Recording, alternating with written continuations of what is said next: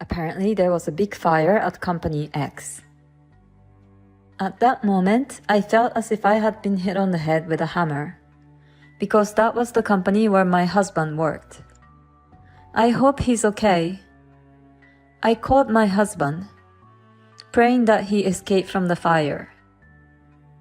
The call rang. As if my prayers had been answered, I heard my husband's voice say, "Hello? Max, where are you? Are you safe?" I was so happy to get through to him that my voice got louder. My husband seemed to be annoyed and said, "What's the matter with you? You're talking so loud." "I'm at work. Don't call me while I'm working." And the call was immediately hung up. At any rate, my husband didn't seem to be involved in the fire. But his answer was strange. "My name is Mona. I'm 32 years old. I'm a nurse, and work has been the main part of my life. So I got married 3 years ago when I was 29 years old. I was lucky to get married in my 20s, just barely. I met my husband, Max, through an acquaintance. We hit it off right away and are enjoying our married life at his company housing. We have been married for 3 years but still have no children together. But I believe that I can build a happy family with my husband. My husband is sometimes self-centered, but in general, he's a kind and good person. He expresses his love to me and I feel safe with him. But recently, he seems to be very busy with his work and working more and more on his days off. I guess he's tired because of this, and he doesn't pay much attention to me at home. After dinner, he sits on the sofa in front of the TV, which he doesn't even watch. He looks at his phone all the time with the TV as a background music. When I talk to him, he only says, "Yeah," or "Oh," or something like that. At first, I thought I might have said something to put him in a bad mood. But I decided to think that he was simply tired from his busy work schedule. If he was that tired, I would make sure that I pack him lunch and prepare dinner every day. I try to make the daily lunch and dinner nutritious and well-balanced. Then one day, something strange happened. The day before, I received a call from a coworker asking me to switch between the day and night shifts. So I suddenly had to change to the day shift. I had originally told my husband that I would be working the night shift, so I thought I would tell him about the shift change. But I was busy and ended up emailing him on the same day. I emailed him and told him that I had changed to the day shift and that I would make dinner and wait for him. But I didn't get a reply back. I thought he was busy at work, so I also concentrated on my own work. But when I finished work, he still hadn't responded. He used to reply early even when I was at work, and sometimes he used emojis in his text. But this time, he only read my message and never replied. Is he working so hard, or is this what happens after 3 years of marriage? Feeling a little sad, I went to the supermarket on my way home from work and bought some ingredients because I decided to cook nutritious dinner for my husband again today at any rate. It was very cold today, so I decided to make a one-pot dish. I cut up the ingredients and waited for my husband to come home so that I could start cooking right away. But no matter how long I waited, he never came home. He usually arrives home at 7 p.m. And when he finally came home, it was already 9 p.m. Welcome back. You're home late. Did you do some overtime work? Oh yeah. But did you have to work the day shift suddenly? Yeah. A coworker had an emergency. I was a little late to tell that to you. I see. Well, I guess you couldn't help it, but it's a little annoying that you have to tell me on the same day. I might have had plans for a drink or something. Oh, you're right, I'm sorry. I said that and turned on the stove for the pot. Oh, you haven't eaten yet? No, I thought I'd wait for you. Well, thanks. But next time you don't have to wait for me. I felt a little sad to hear my husband say this. I waited for the hot pot to boil. It started to simmer, so I served my husband's portion. Then I served mine. I was starving after waiting for him all this time. I was enjoying the hot pot, thinking it was delicious. Then I noticed that my husband was not eating so much. What's wrong? You don't seem to be eating so much. When I said that, he said, "Oh yes," and became somewhat confused. And then he said, "No, actually, I was working late, so a junior colleague at work bought me a rice ball. So I'm not really hungry." Okay. Then you should have responded to me and told me that in advance. I mean, you should have said so before I started making the hot pot. I think he noticed that I was in a bit of a bad mood. Okay, then put all my portions aside in the fridge. I'll eat it tomorrow morning. He tried to put me in a better mood. Then my husband lay down on the couch. A few minutes later, he got up and suddenly said, "I'm going for a walk." That's unusual. When I said that, he answered, "I haven't been getting enough exercise lately, and I've been working late, so I need a change of pace." He began to get ready to go out. I felt a little empty sitting alone at the table eating the hot pot, so I also put my portion in the fridge. I feel like I've eaten a little too much, and my husband and I haven't been able to spend a lot of time together lately, so I decided to accompany him for a walk. But my husband refused to go for a walk with me. He said it's not good for me to move just after eating. He also said that he would go for a long walk and he wanted to be left alone. He ended up going out for a walk by himself. I thought his behavior was suspicious, so I secretly followed him. And my fear turned out to be true as soon as I started following him. Despite my worries, my husband was walking with great enthusiasm. He stopped in front of a park, which is a bit far away from the house.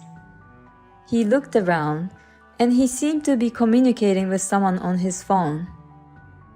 I wondered who in the world he was talking to. A few minutes later, a car pulled in. My husband approached the car and started talking lightly with the person in the driver's seat. It was dark and hard to see, so I got closer to the car.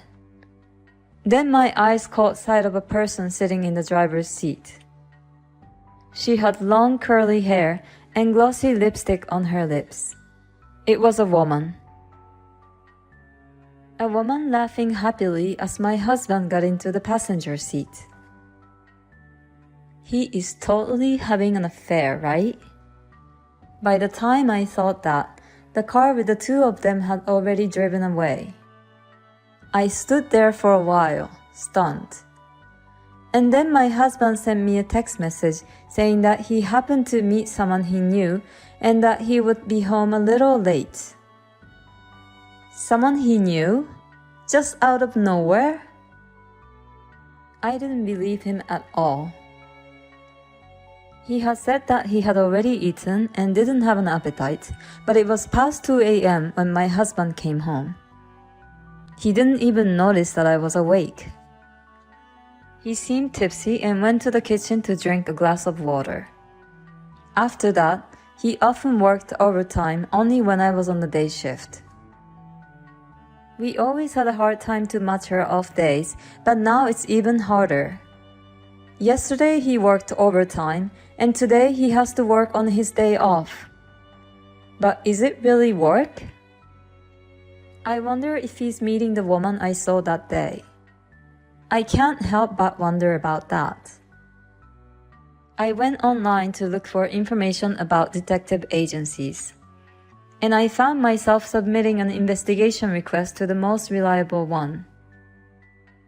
I felt guilty about investigating behind his back, but if nothing is going on, I could trust my husband again. So I decided to have them investigate. Waiting for the results of the investigation was really hard. My husband was as quiet as ever, and every time I saw his face, that woman was on my mind. I wanted to get a clear picture as soon as possible. Then something incredible happened. It was Saturday, and I was busy working as usual on the day shift. My husband was also at work on his day off. I was concentrating on my work, thinking that since we were both at work, I didn't have to think about anything else. Then I heard the sirens of the fire truck in the distance. The sound got closer and closer, and louder and louder. And just when I thought they were passing by, I heard another siren. It wasn't just one fire truck, but 2 or 3 more. This must mean that there was a big fire nearby. I felt a little uneasy and worried. Then 2 of my colleagues who had gone to the hospital room came back with serious looks on their faces. Apparently, they were talking about the fire. You mean the fire? Yes, that's right. Apparently, there was a big fire at Company X. At that moment, I felt as if I had been hit on the head with a hammer, because that was the company where my husband worked. I rushed to explain the situation to my colleagues, and I went to call my husband to make sure he was safe. Please be safe. With that in mind, I called his phone. Even though we had not been talking a lot, I always saw him off when he left for work in the morning. I prayed and hoped that he had escaped from the fire. The call rang. As if my prayers had been answered, I heard my husband's voice say, "Hello? Max, where are you? Are you safe?" I was so happy to get through to him that my voice got louder. My husband seemed annoyed and said, "What's the matter with you? You're talking so loud." "I'm at work. Don't call me while I'm working." And the phone was immediately disconnected. At least my husband wasn't involved in the fire. But his answer was strange. There was a fire and several fire trucks were on the scene. There was no way he could be working like that. Does that mean that he didn't go to work? And why should he be so cold to me when I'm worried about him? I was getting more and more angry with my husband. Maybe I'd been seeing him off just so that he could go to another woman since we got married. And then I made a decision. I would leave that house. As soon as I got home, I started packing my stuff. When I looked in the mailbox, I saw that the results from the detective agency had just arrived. I decided to leave the house with the results of the investigation. My parents helped me pack my things. The contractor would be here soon too. I had my things move out right away. My husband didn't seem to know that I knew the truth. I didn't hear from him at night. I guessed he was staying with his lover all the time. I packed a lot of my furniture and appliances which I used from my single days. The room was almost empty and looked deserted. Staring at the room, I realized that I had no lingering affection for the life in this house. For now, I moved my belongings to my parents' house and looked for a new place to live alone. My husband finally called me the next day. Hey, what's going on? Most of your stuff is gone. Of course, I moved out of that house. What? What the hell were you thinking? When are you coming back? What about my food? What about the house chores? I was in shock. After all, that's all you think about when it comes to me. While talking to him, it reminded me again of the fire at my husband's company. This guy was playing with his affair partner instead of going to work. When I remembered that, anger welled up in me. Why don't you get another woman to do that? Huh? What are you talking about? You were with a woman named Linda today, weren't you? Huh? What are you talking about? I was working at the office. Oh, at the office. How long did you work today? It was a busy day, even though I was working on my day off. It took me until late in the evening. I see. That's why I was so surprised that you moved out. Why don't you stop lying already? Huh? You lied about going to work, right? I wasn't lying. I was working. What's going on? How can you work until the evening when there was a fire in the office during the day? Huh? When I called you during the day, several fire trucks were dispatched to your company.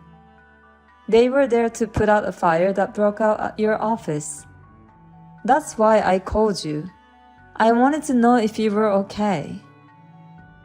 You told me not to call you when you're at work. You were talking like there was no fire. Well, and I have evidence of the affair from a detective agency. There's no way for you to get away. You have to go through my lawyer for the rest of the correspondence. I'll make sure I'll get the alimony. Oh no! My husband repeatedly begged for my forgiveness and apologized to me. But I no longer have any affection for him. I'm sorry, but there's no way to fix it. I'm hanging up now. Wait! Wait! I went to my lawyer and demanded a divorce and alimony from him. The divorce was finalized and he was not able to get away with it based on all the evidence. And my husband and the adulterer paid me a reasonable amount of alimony. It seems that my husband's partner was a junior colleague at the same workplace. The news of the affair spread through the company in no time. The fact that they were having an affair at a time when the company was in the middle of a fire seemed to have caused quite a lot of negativity among their colleagues. My husband and the affair partner are both getting cold stares from everyone around them, so they're feeling very ashamed of themselves. They really deserve it. Meanwhile, I moved to a new apartment and I'm living a comfortable single life. I'm hoping to meet a sincere man the next time. I'm a nurse, which is a stable job, so I'm taking my time and not rushing into a relationship. I'm also enjoying my own time. She found out her husband's affair unexpectedly because of the fire at his company. But he shouldn't have had an affair to begin with, and she would have found out sooner or later. I think he deserves all of it. Enjoy your single life as a nurse.